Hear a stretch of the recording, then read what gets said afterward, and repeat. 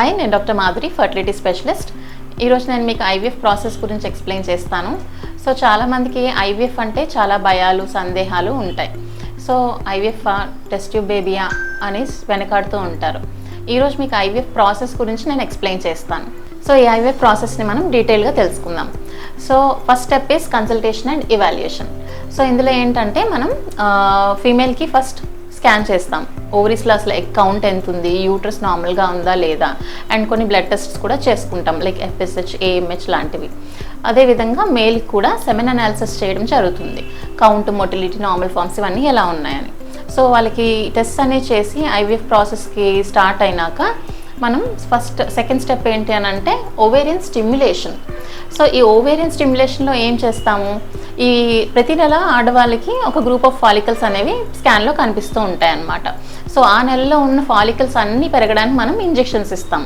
అన్నీ పెరగడానికి ఎందుకు ఇస్తున్నాం ఇంజెక్షన్స్ అని అంటే, ఎక్కువ ఫాలికల్స్లో పెరిగితే ఎక్కువ ఎగ్స్ వస్తాయి అండ్ ఎంబ్రియోస్ కూడా ఎక్కువ ఉంటాయి. ఎంబ్రియోస్ ఎక్కువ వస్తే ఐవీఎఫ్ సక్సెస్ రేట్ కూడా పెరుగుతుందన్నమాట.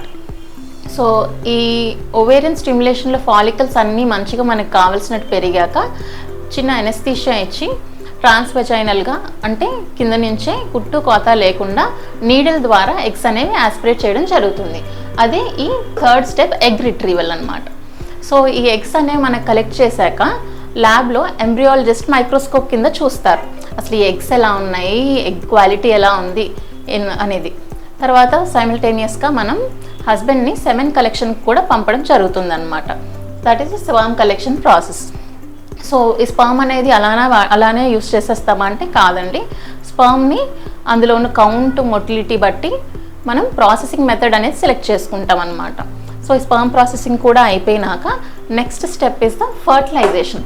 ఇందులో టూ టైప్స్ ఉన్నాయి. So the conventional IVF or the ICSI.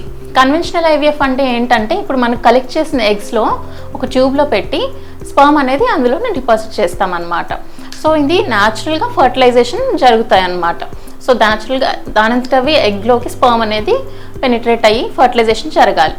సెకండ్ది ఇక్సీ అంటే ఇంట్రాసైటోప్లాస్మిక్ స్పర్మ్ ఇంజెక్షన్. అంటే ఏంటి, ఇందులోకి ఎంబ్రియాలజిస్టే ఎగ్లోకి డైరెక్ట్గా స్పర్మ్ని ఇంజెక్ట్ చేస్తారనమాట. యూజువల్గా ఏదైనా ప్రేయర్గా ఐవీఎఫ్ సైకిల్స్లో ఏదైనా ఫర్టిలైజేషన్ ఫెయిల్యూర్స్ ఉన్నా, లేదంటే మేల్ ఫ్యాక్టర్ ఏమైనా ఉంది సివియర్గా అని అనుకున్నా సరే ఈ ఇక్సీ అనేది మనం అడ్వైస్ చేస్తూ ఉంటాం. సో ఇది చేశాక నెక్స్ట్ డే మనకి ఫర్టిలైజేషన్ అంటే ఈ ఎగ్ స్పర్మ్ కలిసేయా లేదా అనేది తెలుస్తుంది అన్నమాట. నెక్స్ట్ స్టెప్, సో కలిసాక 3 డేస్కి మనం ఎంబ్రియో చెక్ చేయడం జరుగుతుంది. సో టోటల్గా 5 డేస్ అనేది ఎంబ్రియో కల్చర్ జరుగుతుందన్నమాట. థర్డ్ డేకి ఈ ఎంబ్రియోస్ అన్నీ క్లీవ్ అవుతున్నాయా లేదా అనేది తెలుస్తుంది మనకి. సేమ్ విధంగా థర్డ్ డేకి బాగున్నాయి అని అనుకుంటే 5th డేకి కూడా మనం ఎక్స్టెండెడ్ కల్చర్ చేయడం జరుగుతుందన్నమాట. టోటల్గా ఎంబ్రియో కల్చర్ అనేది మనకి 3 to 5 డేస్ అనేది ఉంటుంది. సో యూజువల్గా ఈ ఎంబ్రియోస్ అనేవి మనం ఫ్రీజ్ చేయడం జరుగుతుంది. సో వన్స్ ఫ్రోజన్ ఆ ఎంబ్రియోస్ అనేవి ఎన్ని ఇయర్స్ అయినా అలానే ఉంటాయి.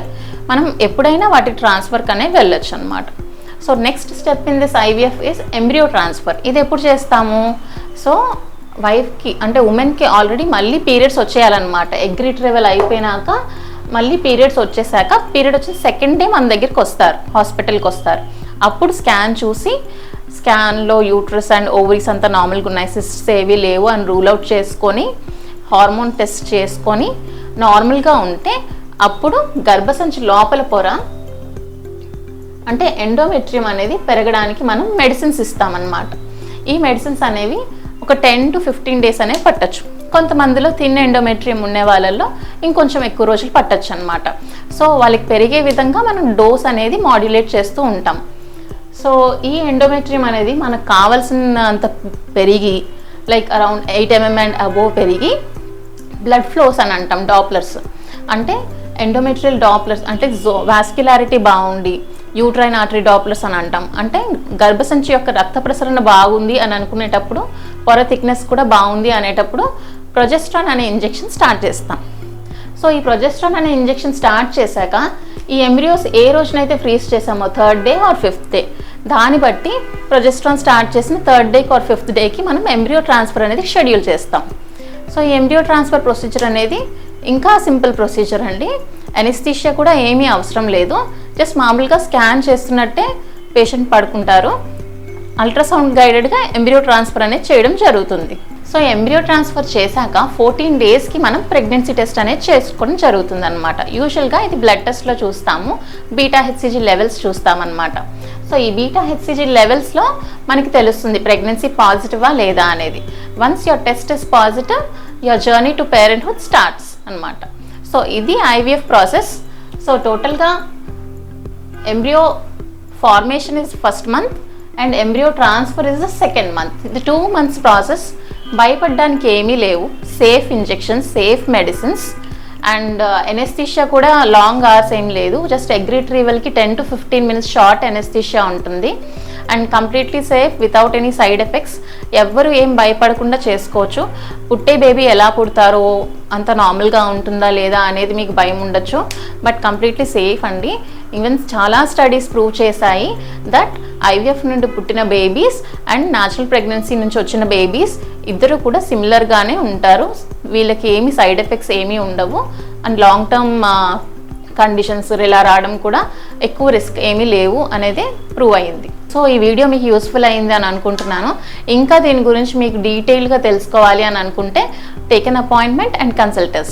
Thank you.